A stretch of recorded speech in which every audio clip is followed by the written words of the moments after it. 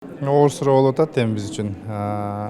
Бизде эми негизинен чечимдер мындай фракционный топтун жалпы чечими менен кабыл алабыз да эми бизчи.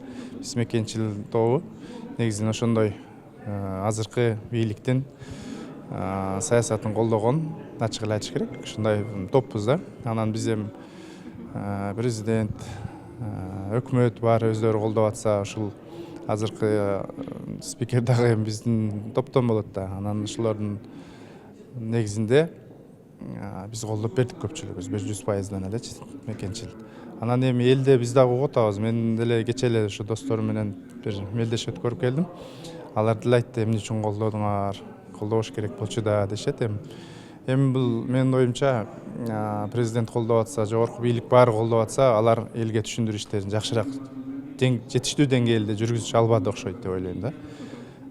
Элдин ушундай тескери реакциясына туруштук бериш керек болчу да. Или башынан түшүндүрүү жолдорун биринчи баштап туруп, анан кийин алып чыгыш керек беле деген ой. Бизди деле оор акыбалга калтырып атат эми. Мен өзүмүн личный оюмда эми азыр эмес, кийинчерээк беле деген ойду айтам да. Эгер Азыр даяр эмес болчубуз деп атасызбы? Мындай тез эле чыга калды да менин оюмчачы.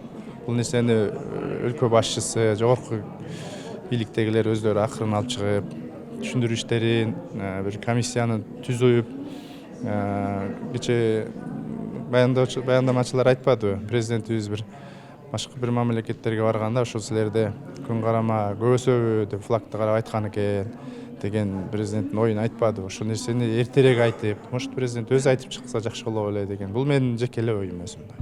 Азыр жогоруда сөзүңүздө айтып атпайсызбы, көпчүлүккө кошулдум депчи. Анан сиздин жооп берген жообуңуздан улам мен мындай түшүндүм да, өзүңүз деле анчейин каалаган эмессиз туунун өзгөрүлүшүнө. Бирок көпчүлүккө кошулуп, фракция болгондон кийин аларга кошулуп добуш бериш керек болду.